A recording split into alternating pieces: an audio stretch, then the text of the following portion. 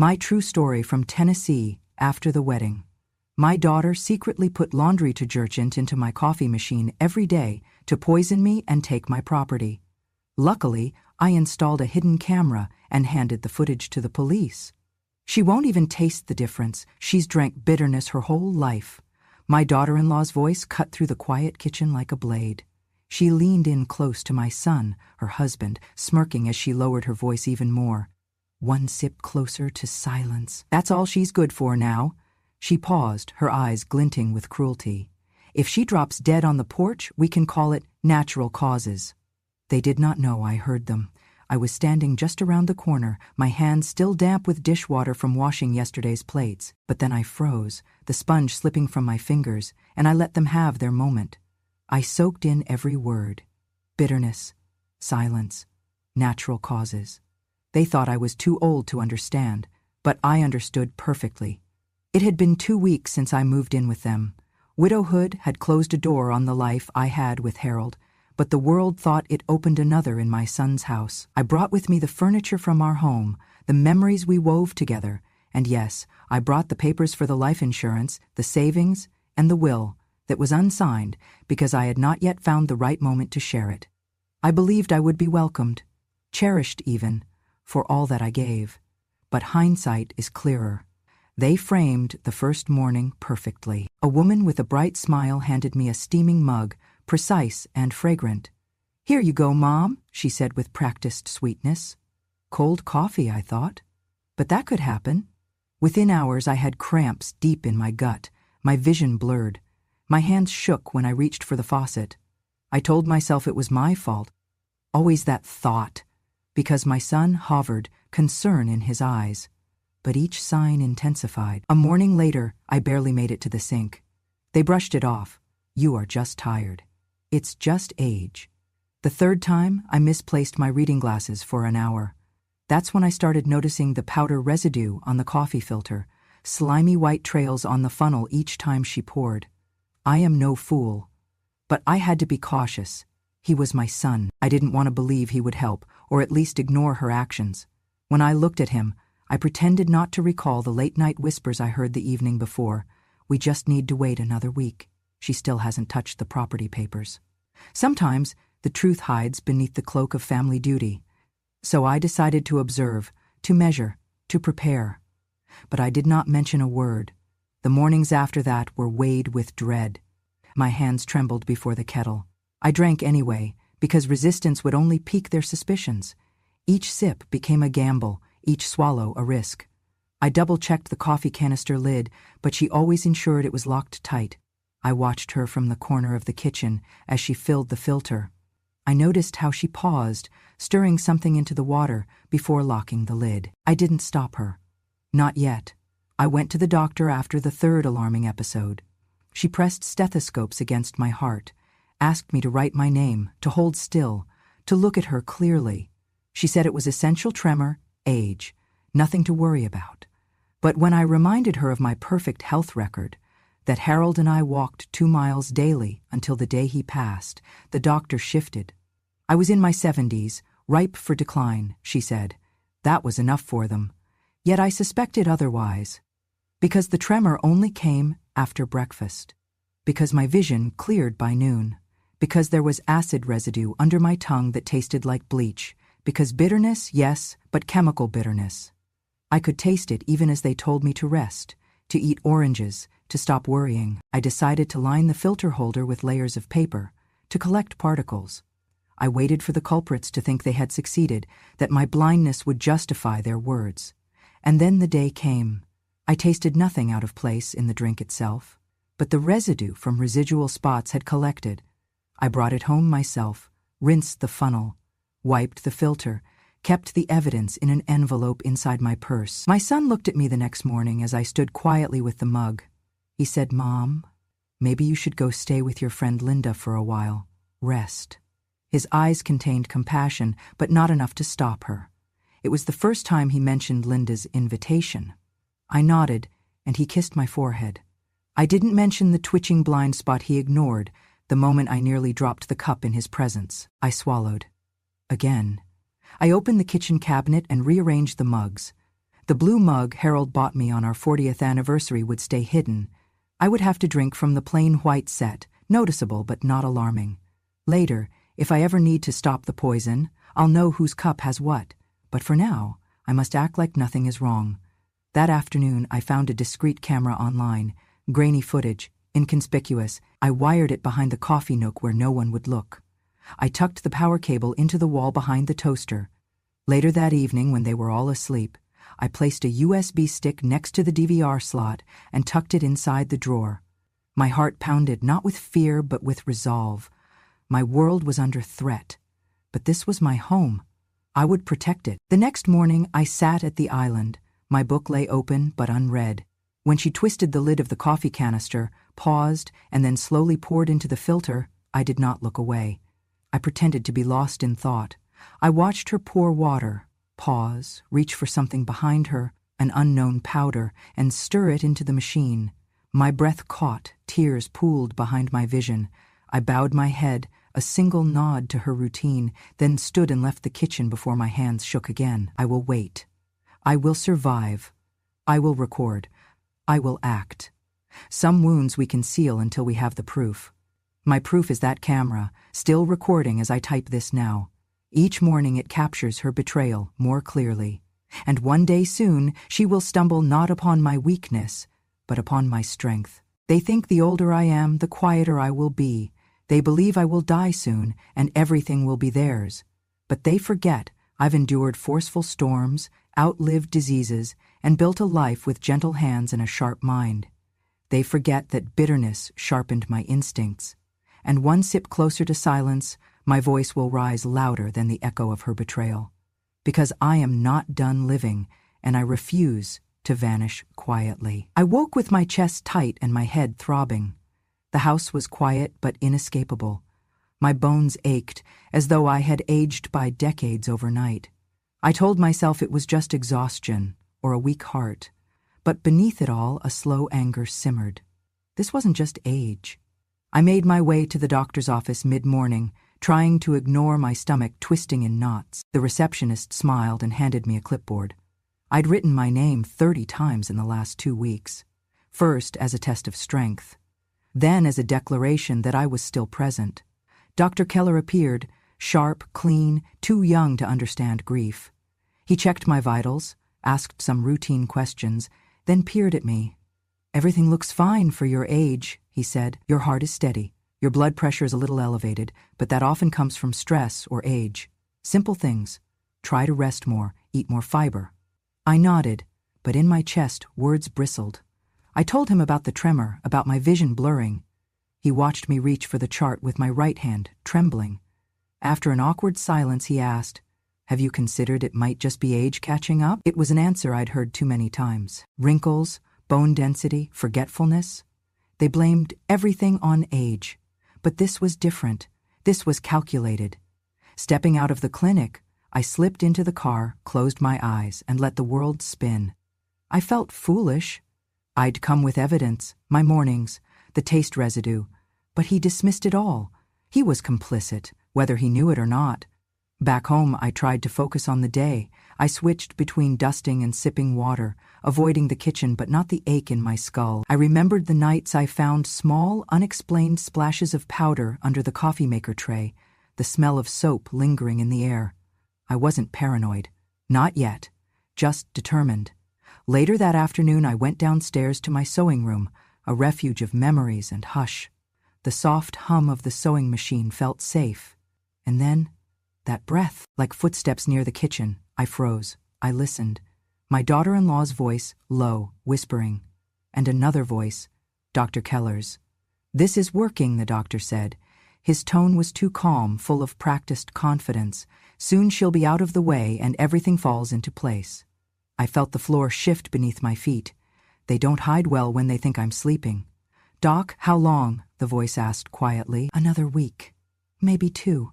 We need her signing that new directive." I swallowed. The directive, my unsigned will, my rights, placed the property under joint control. That was when it hit me. It wasn't only the coffee, they were planning a takeover. I sat in the sewing room chair, hands trembling, eyes wet. Not tears, rage, fear mixed with clarity. I realized then the betrayal I thought I felt at my son's silence was eclipsed by who he trusted.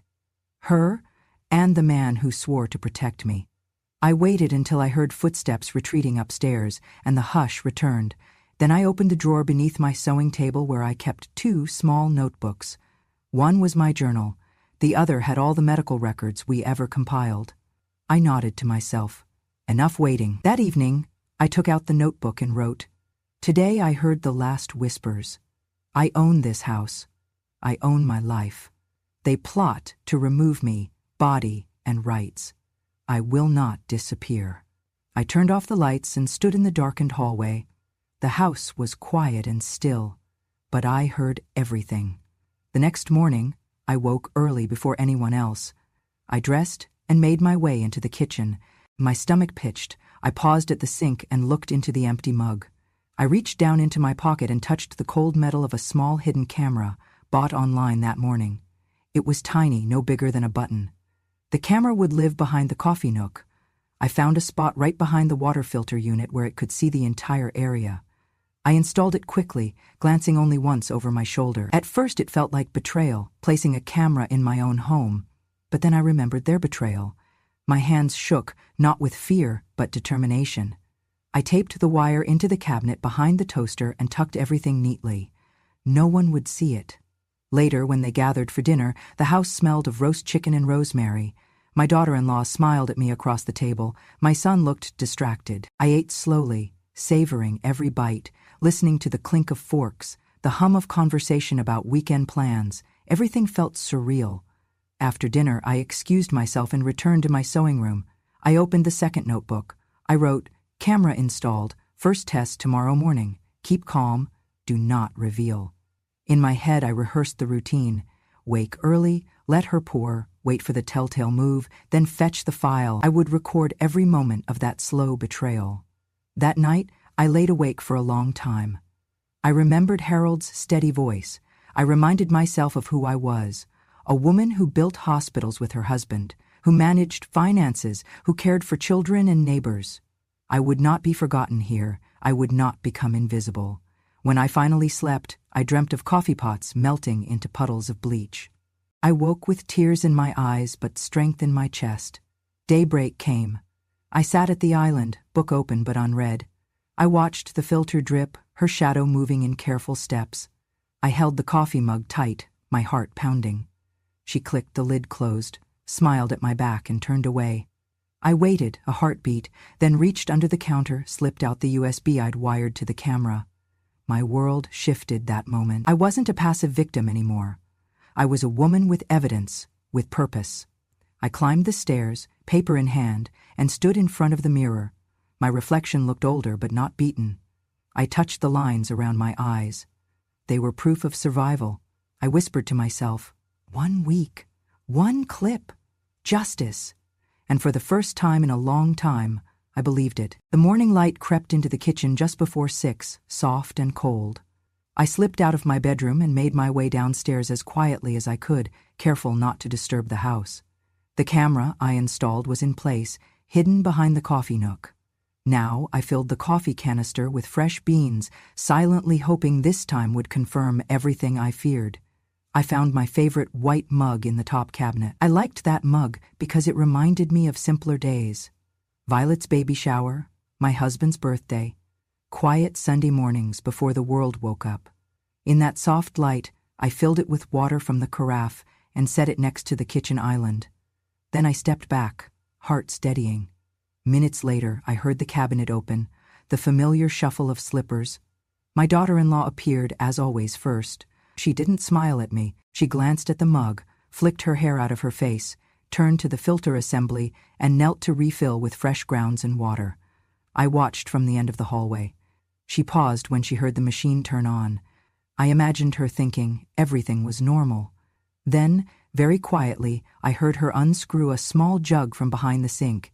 She worked fast, poured a thick, dull liquid into the filter funnel. She tapped the jug, filling the coffee machine. Moments passed. The coffee machine whirred. She sniffed the steam rising, her face slackening. She turned and walked away as if nothing happened. I stayed hidden until the drip ceased. Then I stepped forward, lifted the coffee filter holder, and found the white powder. Water mixed with softening agent and detergent residue. I pressed the filter bag gently, capturing some residue, then snapped a photo where the powder stuck to the folds of the bag and the filter funnel. I gathered it carefully in my coat pocket. The day ahead stretched full of decisions, but first, I did what I always did. I wrote this moment in my journal. June 12, proof. She does it. I have photos. I will take this to Linda today, my friend retired pharmacist. If it tests positive, I can show pattern. She thinks I don't know. But now she knows I know. I will not stop. I tucked the filter and photos into an envelope and walked to my car, driving slowly to Linda's home. Roses bloomed along her walkway, and when she opened the door, I felt the weight lift a bit. She ushered me inside and we sat at her kitchen table, ringed by teacups and herb jars. I handed her the envelope. "Try it," I whispered. She nodded and unpacked the filter bag and photo. She laughed, softly, nervous laughter, and stepped into her lab in the basement.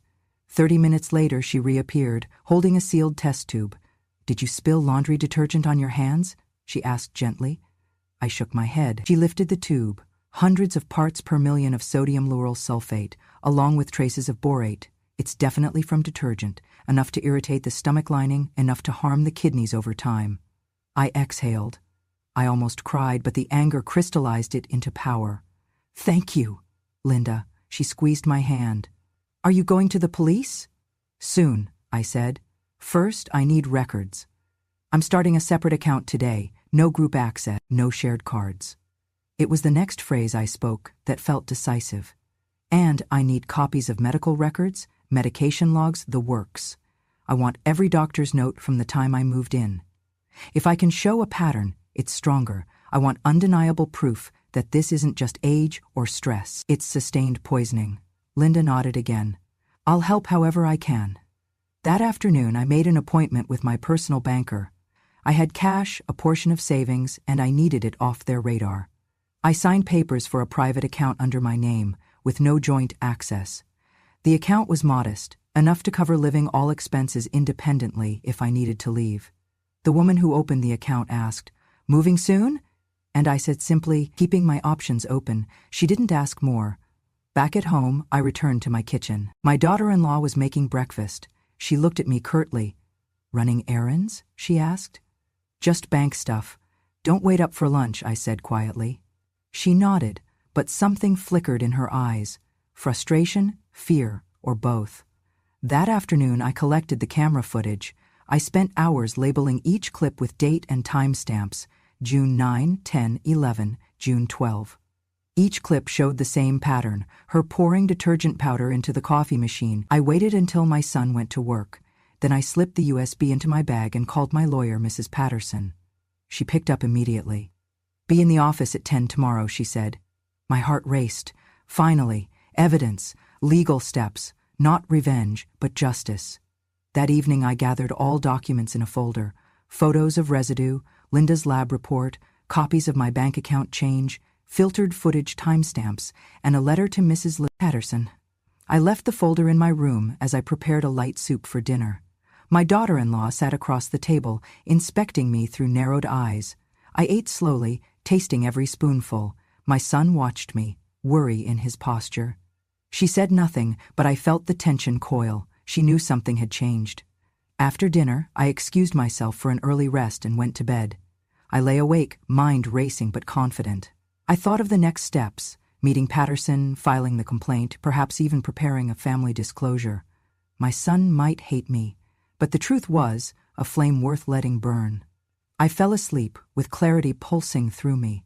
I was no longer waiting for a question or an apology. I was standing on the proof of their betrayal. The bitterness in my gut was not age or shame. It was righteous. It was survival. When I woke the next day, I looked at myself in the mirror. My eyes felt sharper than they had in weeks. Hunger, not for food, but for truth. I smoothed the wrinkles on my blouse and stared long enough to see a woman beyond her years, a woman who refused to be erased, because a sip might kill, but vigilance saves. And the proof was in my hand. The next morning, I arrived at my lawyer's office, the folder of evidence in hand. Mercedes Patterson led me into her study, a cozy room lined with books on elder law and justice. She sat behind her antique desk and opened my folder carefully. Photos, lab report, bank records, coffee footage, all neatly labeled. After a long pause, she looked up at me. "Your evidence is strong," she said quietly, "but if we're going to prosecute, we need their motive and history. Patterns repeat." I nodded. "What do we know so far?" She turned to her laptop and began typing. A few minutes passed before she looked up again. "Your daughter-in-law, Emily Green, she was a licensed nurse at Riverside Care Home until 2009. She was fired after 3 families accused her of administering excessive sedatives to their elderly. Her license was revoked, and the facility settled quietly." My throat tightened. She never mentioned a thing. "That's not all," Ms. Patterson continued. "Your doctor, Dr. Keller, has been reprimanded twice for misprescribing. I have reports here, handwritten notes prescribing narcotics in doses unfit for elderly patients. Some families complained, but he avoided lawsuits by transferring patients." I felt bile rise. "He's the one in the clip whispering with her?" "Exactly," Ms. Patterson said. "I believe they met at Riverside during the investigation. I remembered meeting him at their wedding, his respectful tone, that quiet bedside manner, too quiet now. But there was more." Ms. Patterson scrolled through emails on her screen. "We accessed Emily's old email account before your gift and found several sent messages to your account. One is dated 2 days ago. She enlarged the contents, subjects important update, actions required. Dear Mother, please review the attached directive to amend estate documents. It maintains property rights but includes additional signatures and clarifying language, beneficial for co-management. Thank you, your loving daughter-in-law." My hands trembled as I watched the forged email address, my name at our domain. They had redirected finance through that message, I shivered. "They attached a PDF that modifies your will," Ms. Patterson explained. "Signed with your name, but the signature font is mismatched. It's digital forgery. Together they poison me and adjust the documents," I said softly, my voice steady. "They plan to lock me out legally once I grew too weak to protest."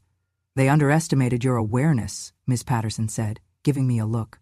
"Now, we document motive, method, and collusion. That's criminal conspiracy, elder abuse, attempted murder, legal forgery, not to mention insurance fraud if she named herself primary beneficiary." My heart pounded. The gravity of their plan was larger than I'd imagined. Over the next days, Ms. Patterson pulled personnel files, incident reports, and records of Emily's firing. She subpoenaed Dr. Keller's prescription history and patient complaints. We compiled thorough documentation of motive, money, control, property access. Each exam revealed more. Emily had purchased a small life insurance plan listing herself as beneficiary, while Dr. Keller co-signed a large policy on my life. She once joked in a record, "We're covered for anything, ills or spills." At home, I stared at the forged email, wondering how many other manipulations I didn't yet know. The betrayal stung deeper, knowing they used my name to deceive the bank, the lawyer, potentially even you, the judge. That evening, I met with my accountant to untangle the forged directive. Filing amendments to the will meant proving its illegitimacy. I created a new folder labeled Solid Proof for Bank Legal Court Media. When I returned home, Emily and Dr. Keller were having dinner in the living room. Light laughter, though strained.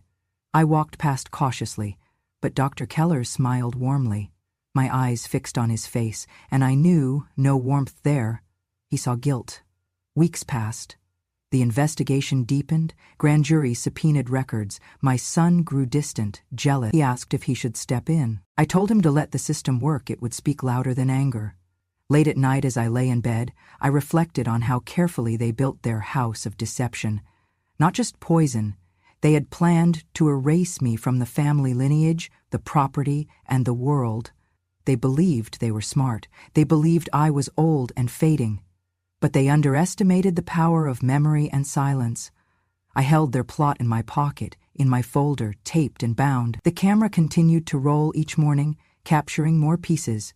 Discussions about bank appointments, a whispered conversation about having to finalize everything when she's gone. The footage was quiet, but potent. When I closed my eyes at night, I heard my own voice from that recording. One sip closer to silence. Spoken by her. A phrase I reclaimed. Every night, I rehearsed 2 words. Justice comes. Soon, everything would fall into place, just as they'd planned for me to fade. But they'll be surprised where the silence leads. The folder weighed more in my hands than the years I'd carried. It wasn't the weight of paper, but the gravity of truth. I stood at the kitchen table, reviewing each page. Photos of coffee residue, lab reports, divorce of joint accounts, the forged will email, witness statements from Linda, career records of Emily and Dr. Keller, and the tiny USB of camera footage. This wasn't just proof, it was a declaration. I would no longer be erased. That morning I drafted a letter. It was short, cold with precision, but offered no apology. I folded it carefully and slid a copy into 6 separate envelopes, one addressed to the local police department, another to the district attorney's office, a third to my lawyer, and 3 more, labeled, "To our wedding guests." Dear guest, while you toasted to love upstairs, I was drinking poison downstairs. I wired the folders to each recipient. By noon, the police had the folder. By afternoon, the DA's office had thumb drives labeled Emergency Evidence, Elder Abuse/Attempted Homicide. My lawyer confirmed receipt of her envelope at 4 p.m., and by evening, all 6 wedding guests, my son's closest friends, colleagues, family, received the discreetly delivered packet. I watched as a ripple unfolded.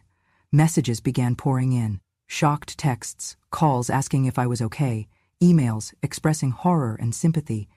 One guest wrote, "I can't believe what she's done. I'm so glad she's safe." Another, "This is bigger than I thought. I'm with you, Mary." I tasted victory in those words. Not revenge, not yet, but validation. I was not alone. My son called at 8 that evening. His voice trembled. "Mom, what are you doing?" I explained. "I'm protecting myself. I'm protecting the truth." He sighed. "But Emily didn't do it to hurt you." "I don't understand." His voice cracked. "She nearly killed me," I said softly. "I have proof," he scoffed. "You're being paranoid. The doctor said it was nothing. Age, stress, your wife dropped detergent in my coffee. The camera caught it. I gave the evidence to police. They're investigating." "Mom, stop this!" "Son," I interrupted. "This isn't paranoia, it's poisoning. Do you want me dead? Do you?" Silence. He didn't answer. "Please," I said quietly. "Let them investigate." The next morning, I saw Emily. She held my gaze with forced politeness. "Mom," she said, "are you sure?" "Yes," I replied evenly. She shook her head. "You're ruining everything." Her eyes flicked to the coffee machine, and I held her stare. I didn't break. That afternoon, Detective Ramirez came to the house. He spoke quietly, respectfully. He reviewed each piece of evidence at the kitchen table, switched on the TV in the corner to show me a live briefing on elder abuse cases in the region. I offered tea. He declined. He left, promising a prompt investigation. The weight of anticipation settled on me. That evening, the phone rang again. Money, messages, concern. The world was paying attention. But inside the house, my son's demeanor had shifted. He avoided eye contact, spoke less, sat sideways at dinner. Emily tried to keep normal. She even made coffee herself. I offered only water. I went to bed early while he sat at the kitchen island under the halogen light, paper in hand, battle shaken across his face. Tomorrow would bring more, but tonight justice was awake. I stood outside the courthouse early that morning, sunlight filtering through the columns of stone, casting shadowed lines across my face. I wore the dress, a pale blue gown I'd donned 50 years ago for my wedding to Harold. Its delicate lace and satin buttons reminded me of a life filled with love, not betrayal. I was no longer that 40-year-old bride, but today I would renew a vow, to protect my dignity and truth. My lawyer, Mrs. Patterson, joined me, her presence steady and reassuring. Together we walked into the courtroom, where murmured conversations hushed as I entered. Word had spread this wasn't just any family dispute. Cameras lined the hallway. Reporters whispered about the elderly woman who dared to bring her daughter-in-law to trial for attempted murder. I took a seat beside Mrs. Patterson at the prosecution table. Across from us sat Emily, her face ashen, her makeup applied too thick like armor. Dr. Keller stood next to her, tall and pale, nervously adjusting his tie. Their lawyer looked across the room, scanning for sympathy that wasn't there. When the judge entered, robes swishing, the room settled. Opening statement followed. The burden of proof lay with us. But I felt something ominous behind me, the collective attention. My son sat in the gallery, eyes downcast. He hadn't made eye contact yet. Patterson started. She laid out the timeline. Breakfasts 2 weeks ago, the sick episodes, the camera, the lab results. Then she said, "But what we have here is more than poisoning. It is conspiracy, elder abuse, attempted murder with premeditation." Then came time for the clip. I watched as the video played on the large monitor. It showed Emily picking up the jug, unscrewing the lid, pouring detergent into the filter. The images froze. Silence hung like fog. Emily's lips parted. She tried to speak, but couldn't. The judge cleared his throat, adjusting glasses. No one moved. Then the lawyer for the defense rose, challenging chain of custody, camera permissions. But his words felt hollow. Too little. Too late. Next, the prosecution shifted to the insurance angle. Dr. Keller had signed as co-beneficiary on life insurance policies for me, drafted days after the wedding. That flicker of greed underscored everything. Mrs. Patterson leaned toward me. Everything they did was calculated. Then came the moment I spoke. The courtroom lights dimmed.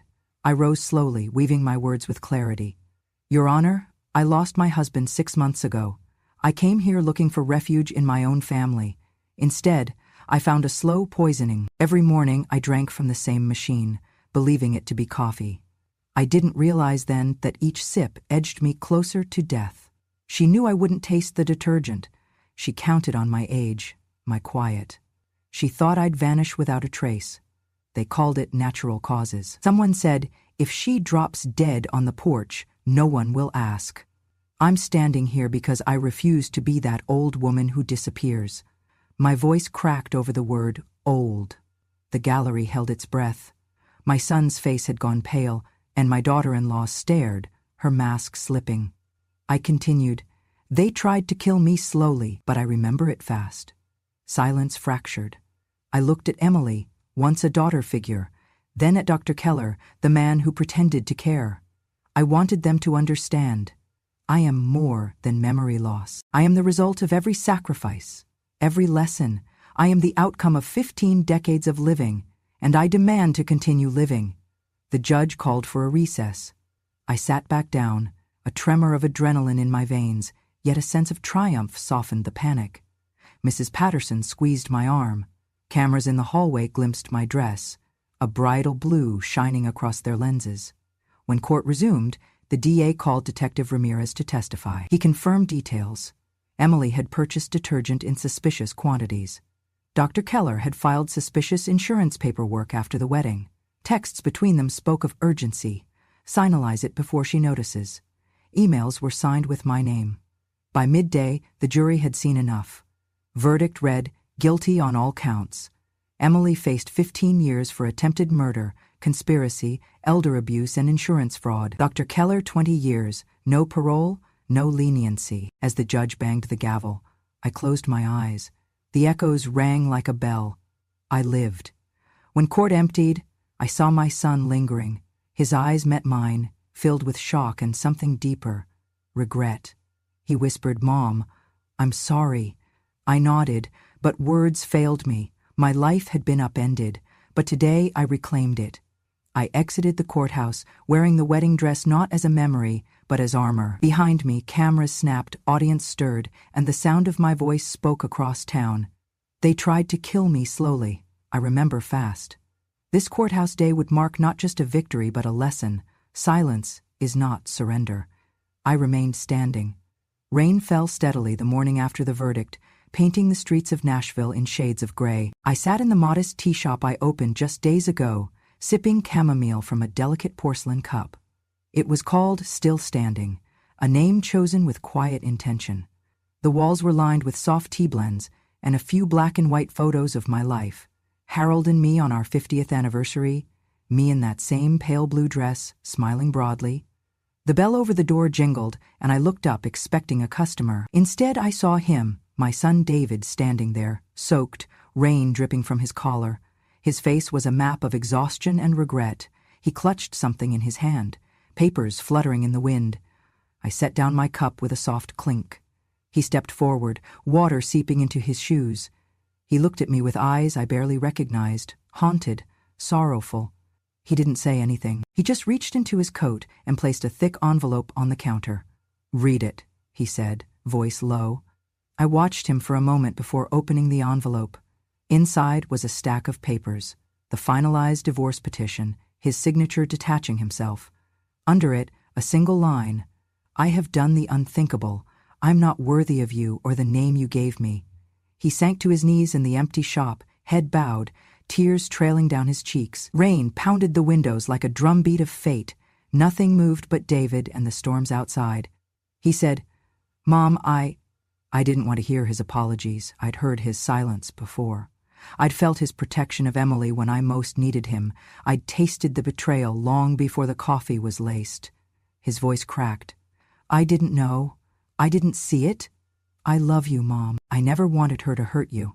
He tilted his head upward, his tears falling into the puddles on the floor. "I'm sorry." A gust of wind rattled the door. I looked at the cup in front of me, gone cold, and I realized he was no longer my little boy. He was an adult, responsible for his own actions, just as I was now fully responsible for myself. I stood up slowly. My bones protested, but my resolve held steady. Without a word, I turned my back on him. I walked across the shop and opened the heavy wooden door. The rain hit me with force, but I didn't flinch. I could feel every drop, a baptism of sorts. Behind me, I heard his sobs break the silence. I wiped my eyes against the cold air and looked out toward the storm-blurred street. I whispered to him, "Stay if you can." But I didn't look back. Some doors close not because you want them to, but because they must. Some relationships end not with violence, but with silence. I walked away from him into the storm, not out of pride, but because peace requires distance. Back inside the shop, I closed the door behind me. The bell chimed, solemn, final. I leaned against the frame and watched David's silhouette through the rain-streaked glass. He didn't move. He just stood, holding the envelope, drenched and broken. He stayed until I disappeared from view, the interior lights swimming in the reflection. And then he fell to his knees again, weeping into the envelope on the wet pavement. Inside, that stack of divorce papers reflected the weight of choices, his and mine. Later that evening, the storm subsided. I sat by the window, as tea shop owner now, not widow, not victim, and listened to the hush of night. I felt no triumph. Instead, I felt closure. The end of an era, the beginning of another. 4 months passed. The shop grew. Locals discovered the peace of tea and talk. Survivors of abuse found monthly gatherings. One room offered free counseling. Every afternoon someone would tap on the bell and ask, "Are you Mary? I came because of you." My son visited once, not expecting a warm reunion, but a news segment caught him in the shop window. He pressed his face against the glass, eyes red. I was speaking to a young woman who'd suffered nursing neglect. They held each other's hands, tears glistening. David stayed quiet. I stepped over to the window. He gasped. I motioned for him to enter. He paused, about to potentially cross a boundary intact. I met him halfway, in the doorway, under the glow of dim lights. The tea house smelled of honey and chamomile. He looked at me, ashamed. "May I come in?" I nodded just once. He stepped inside like a man stepping into a new chapter, unsure of the past but willing to face the future. He helped around the shop without offering to stay. He wiped tables, delivered tea, and was quiet. I offered him a seat. "Sip?" I asked gently. He nodded and took a cup. Steam curled around him like a soft promise. He exhaled long and said, "I wanted to say I'm sorry." I closed my eyes, conjuring the memory of his tears in the rain. He continued, "I lost you. I lost myself, but I'm here." The only sound was the slow drip of a teapot in the back. I placed a hand on his, warm and firm. "Your silence hurt, but your return matters." He pressed my hand back. "Can you ever forgive me?" I nodded and said softly, "I forgave the man I loved. Now I'm learning to trust the man you're becoming." He exhaled with relief. I poured him another cup of tea. The clock ticked. The heart healed. That night, I wrote in my journal, "David came home." It wasn't a dramatic scene, no tears, no grand speech, just 2 cups of tea. My son returned where he belonged. I closed the shop at dusk and locked the door, but tonight I left the window open, because some wounds heal in silence and forgiveness whispers on the wind. Rain clears and sunlight stretches kindly over Tennessee's rolling hills as the auction begins outside Nashville. A peculiar buzz hums through the crowd assembled in front of a modest white tent. Hidden beneath a glass display on a small wooden pedestal sits the very thing that nearly cost me everything: my old coffee machine. It's been cleaned, polished, and affixed with a small plaque reading, "Piece of Justice." At the microphone stands the auctioneer, crisp in blazer and charm. Cameras from local news crews line the perimeter. This isn't just any sale, it's a statement. "Ladies and gentlemen," he says with gravitas, "this is the original machine from the case of Mary James, otherwise known as Coffee for the Crone. It now has a new purpose. Your bid helps open the One More Sip Center for elder survivors. First bid, $500. A hand shoots up. A reporter prompts someone to sway others. They nod. The bids climb. $1,000, 0 cents. $5,000, 0 cents. $10,000, 0 cents. The crowd leans forward. $15,000, someone calls. The energy ripples. Finally, at $32,000, 0 cents, gavel hits wood. It isn't about the numbers, it's about transformation. A vessel for poison becomes a vessel for purpose. I smile from the front row as the new owner, a local philanthropist named Harriet Spencer, raises her paddle with tears in her eyes. Cameras flash. 1 month later, I stand in the doorway of a renovated brick building a few miles away, now the One More Sip Center for elder survivors. A bronze plaque is embedded high on the facade. "If they underestimate you, let them. They'll hear you last." The plaque was my final touch. I remember who I was. Quiet, unseen. Now I want every survivor who walks through these doors to feel heard, valued, and safe. Inside, the scent of chamomile and rosemary greets you. Volunteer helpers guide new arrivals into warmly lit rooms.